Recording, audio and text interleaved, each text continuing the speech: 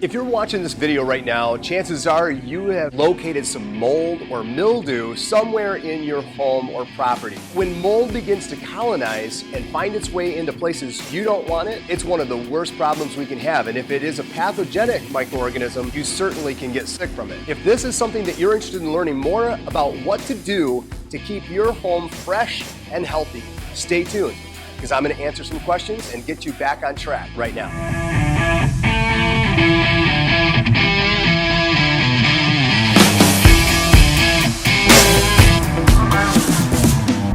Mold is one of the things that it's with us all the time. There's mold outside, there's mold inside, spores are everywhere. But when mold begins to colonize and find its way into places you don't want it, it's one of the worst problems we can have. Several different kinds of mold. I think it's important to understand the different types of mold. Because we know that there's mold everywhere, mold spores could probably be picked up even in your home right now, even though you can't see it, because it doesn't usually have the right components to begin to grow and flourish. Most homes or properties that are kept hygienically clean and dry do not allow for mold to colonize and grow. Oftentimes we'll find mildew in showers, around toilets, wherever there's dampness and are hard to reach and clean with an antimicrobial and to stay nice and dry. That kind of helps us understand a little bit about mold and mildew.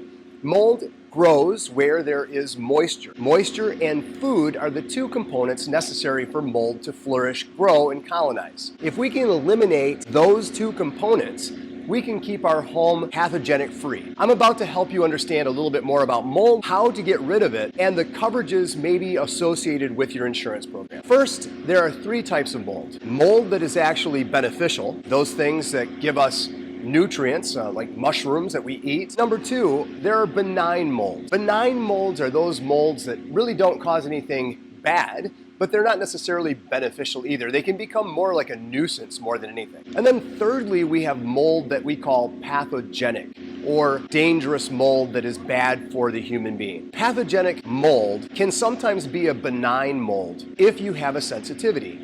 Again, the actual mold is not dangerous. It's not like it's toxic like black mold, but it can produce a sensitivity inside the person's body and they can have an allergy to it.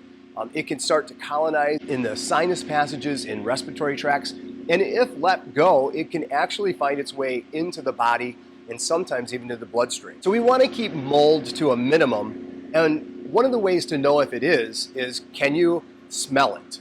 Can you smell the microorganism, the mildew, the mold, and is that smell present in areas where it should not be? Number two, do you see it? Do you see kind of a staining, most of the time a darker brown or black? If you see or smell mold, chances are it's beginning to flourish and colonize and it needs to have something done. So now let's talk about what we can do about it. If you know that you have mold in your environment that you don't want to have, the first thing to do is to recognize what type of mold is it. Is it a mold that is dangerous or is it a benign mold?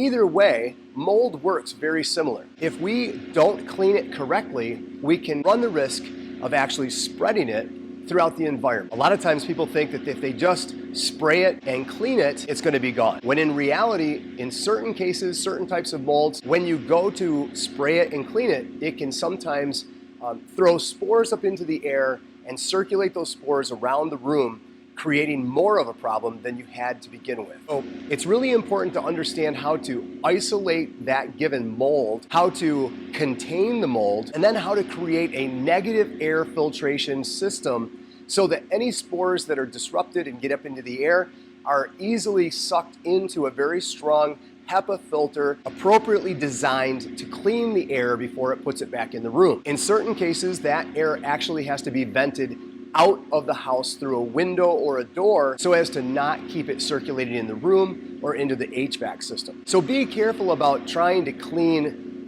mold that you think might be more than just a little mildew around the shower, make sure you consult with a trusted professional before you get into it too much. Number two, if it is something that's just a nuisance, then you can usually take good care of it by using an antifungal, antimicrobial, keeping the area dry. If it is a shower or a bathroom, make sure you're running your vent fan for an appropriate amount of time, usually at least about 10 minutes after a hot, steamy shower, to make sure that we're bringing the humidity levels and moisture levels down in that given room. Make sure that the vents for those fans are not just going up into an attic. Oftentimes we see attics filled with mold because a shortcut that seemed like a good idea at the time when building or remodeling the house vents the moist air up into an attic where it becomes very humid, and then there's wood for the food, and mold begins to grow and cause problems invisible to the homeowner until they go up into the attic or try to sell their home. Let's talk about insurance coverages. Mold is one of those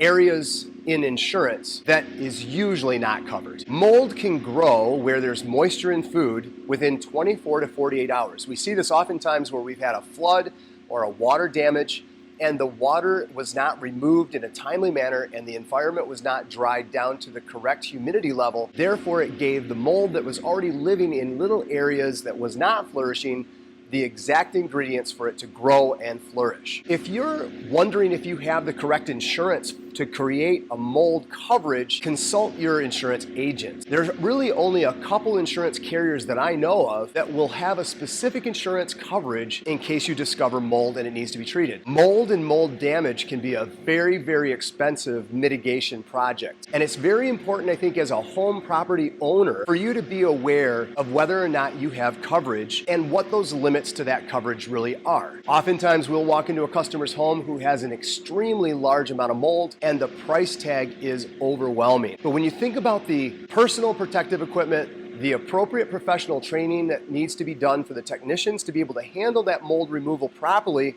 and keep your home and your family safe, make sure that it does not spread using the chemicals, using the encapsulating paint, drying, using the machinery, venting everything correctly, adds up to quite a bit of money. You're going to want to make sure that you have the proper insurance coverage so that if you ever do have water or mold problems, you can call your insurance agent and you'll have a good coverage policy to help you through that project. Now, there are a couple carriers that have a mold-specific rider, and those are fantastic. But there's only a couple, so you'll want to check with your insurance agent to inquire as to what you need to do to make sure you're covered for mold. Sometimes mold is covered when it's secondary to a water emergency. If it's a drip over time from a lack of maintenance, if it's something that happened because the groundwater found its way in through a crack in the basement, unless you have some form of special inland flooding coverage, that water coverage may not be covered,